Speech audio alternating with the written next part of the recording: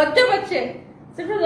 মায়ের নতুন বিয়েতে ছোট ছেলে সারফারাজের কান্না যেন থামছেই না।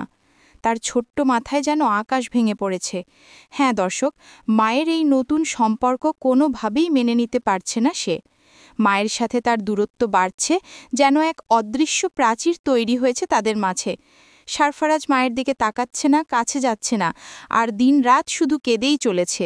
তার এই অবিরত কান্না, এই নীরব প্রতিবাদ যেন মায়ের প্রতি তার গভীর রাগ আর অভিমানেরই বহিঃপ্রকাশ। এই দৃশ্য দেখে যে কারো মন ভারাক্রান্ত হয়ে উঠবে, কারণ মায়ের সুখের দিনেও সন্তানের এই তীব্র যন্ত্রণা সত্যিই মর্মান্তিক। তার ভেতরের ঝড় যেন কোনোভাবেই শান্ত হচ্ছে না। স্কুলের বন্ধুদের সাথেও মিশছে না, খেলাধুলা ছেড়ে দিয়েছে, সারাক্ষণ একাকী জানালার পাশে বসে উদাস চোখে বাইরের দিকে তাকিয়ে থাকে। রাতের বেলায় তার কান্নার শব্দ ঘরের নিস্তব্ধতা ভেঙে দেয়, যা শুনে বাড়ির অন্যরাও গভীর অস্বস্তিতে ভোগেন। মা তাকে বোঝানোর চেষ্টা করছেন, বুকে টেনে নিচ্ছেন, কিন্তু সারফারাজ যেন এক অচেনা দেয়ালে বন্দী হয়ে গেছে। মায়ের স্পর্শেও তার ভেতরের অভিমান এতটুকু কমছে না, বরং আরও দৃঢ় হচ্ছে।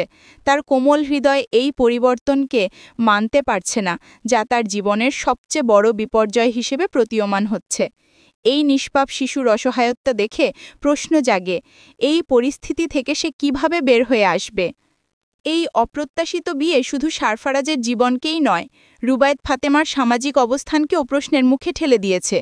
টিকটকের ঝলমলে দুনিয়ায় তার পরিচিতি থাকলেও এই ব্যক্তিগত সিদ্ধান্ত তাকে এক নতুন বিতর্কের মুখে এনে দাঁড় করিয়েছে। অনেকে বলছেন, সন্তানদের মানসিক অবস্থা বিবেচনা না করে এই তড়িঘড়ি বিয়ে তার দায়িত্বজ্ঞানহীনতার পরিচয়। সোশ্যাল মিডিয়ায় তার ভক্তরাও দ্বিধাগ্রস্ত।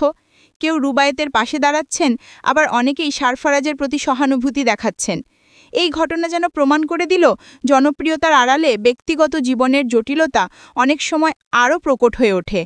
মা হিসেবে রুবায়েত ফাতেমা কি পারবেন তার ছেলের মন জয় করতে এবং এই জটিল পরিস্থিতি সামলে দিতে? সময়ই বলে দেবে। দর্শক, এই বিষয়ে আপনার কোনো মতামত থাকলে কমেন্টে জানাবেন।